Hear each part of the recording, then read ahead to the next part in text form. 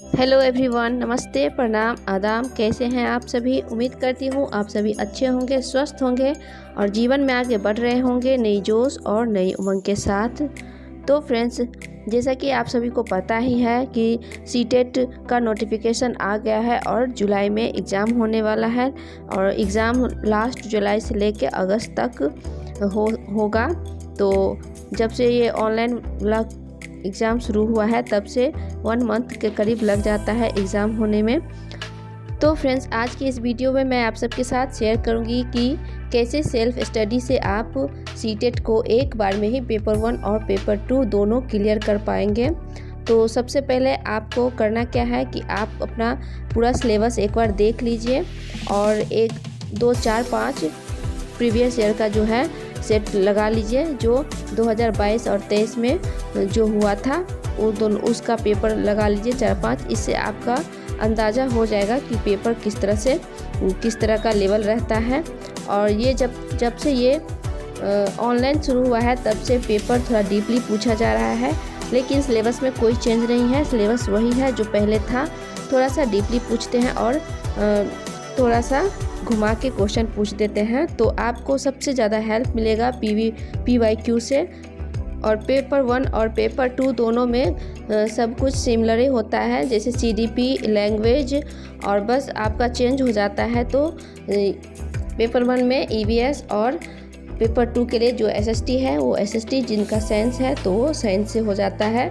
बाकी सारा चीज़ सेम ही रहता है। तो आप जो कंटेंट पढ़ रहे हैं वो तो आप पढ़िए ही, और हर दिन आप फिक्स कर लीजिए कि आपको 2 से 3 चैप्टर कवर करना है और उस चैप्टर से रिलेटेड जितने भी क्वेश्चंस हैं उसको सॉल्व करना है।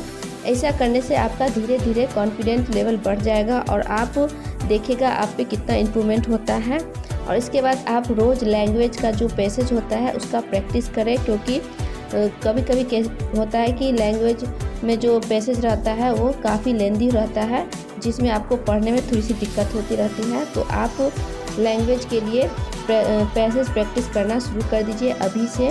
और आप SST के लिए आप जो PYQ है वो आप 2011 से लेकर अभी तक जितना भी PYQ है सबको आप लगाइए, और आपको उससे पता चल जाएगा कि आपका कॉन्सेप्ट कहाँ पे क्लियर नहीं है। तो आप उस हिसाब से उस चीज़ को नोट डाउन करिए और उसका कॉन्सेप्ट आप YouTube पर सर्च करके उसको आप क्लियर कर लीजिए। और आपको जो भी चैनल पसंद है आप उस चैनल को फॉलो करिए, और CDP, EVS और SST या जिसका साइंस है वो साइंस, इन सारे सब्जेक्टों को आप हर दिन 2 से 3 चैप्टर क्लियर करने का कोशिश कीजिए, ताकि आपका कॉन्सेप्ट अच्छे से क्लियर हो जाए और आपको जो भी क्वेश्चन आए उसको आप अच्छे से सॉल्व कर पाएंगे। और इसके बाद आप PYQ रोज़ एक सेट ज़रूर लगाया करिए दोनों पेपर का, ताकि इससे आपका जो है कॉन्फिडेंट लेवल भी बढ़ेगा और आपको पता चल जाएगा कि आपका कौन सा सब्जेक्ट वीक है। और उस तरह से आपका जो भी सब्जेक्ट आपका सबसे ज़्यादा वीक रहेगा उस पर आप ज़्यादा फोकस कीजिएगा और उसको और भी अच्छा करने का कोशिश कीजिएगा। और जो सब्जेक्ट आपका अच्छा है, जिसमें 20-25 नंबर आ जाते हैं आपका, तो आप उस पर थोड़ा सा कम समय दीजिएगा। और जो सब्जेक्ट आपका कम सही होता है, जिसमें उस सब्जेक्ट पर आप ज़्यादा फोकस कीजिए। और आप ये देखें कि आपको कहाँ पे आपका गलत हो रहा है और कौन से टॉपिक पे गलत हो रहा है। तो उस टॉपिक को आप पेज पे एक पेपर लेके उस पर आप नोट डाउन कर लीजिए और उसको आप अच्छे से करने का कोशिश कीजिए। और इसी तरह से आपका जो है पेपर 1 और पेपर 2 दोनों ही बहुत ही आसानी से सॉल्व हो जाएंगे। और साथ ही साथ आप YouTube से हेल्प लेकर आप अपना प्रिपरेशन को अच्छे से कर सकेंगे। तो YouTube पर आप हिमांशी मैम का इंग्लिश मीडियम से जो है सो फॉलो कर सकते हैं, और हिंदी मीडियम जो है सचिन सर का, दोनों बाइलिंगुअल करवाते हैं।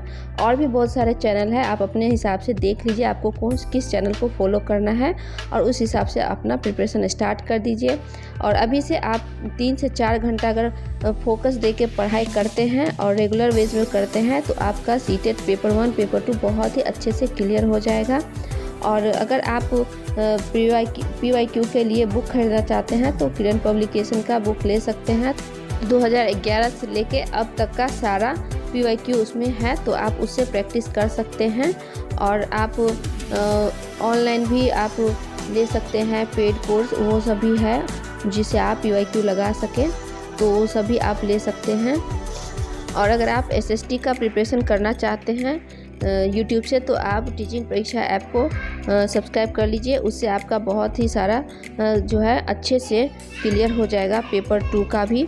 तो आप इसी तरह से आप अपने हिसाब से भी एक बार चैनल को देख लीजिए और उस हिसाब से अपना प्रिपरेशन स्टार्ट कर दीजिए। और जितने जल्दी प्रिपरेशन स्टार्ट कर दीजिएगा उतने आराम से आपका जो है तैयारी अच्छे से हो जाएगा। और हाँ, आप कोशिश करिए कि आप अपना खुद का शॉर्ट्स नोट बनाकर रखें, ताकि आपको लास्ट टाइम में रिवीजन करने में अच्छे से हो जाए और आपको ज़्यादा जो है टाइम न लगे। तो इसीलिए शॉर्ट्स नोट बनाना भी बहुत ही ज़रूरी है। तो साथ के साथ आप नोट्स भी बनाए।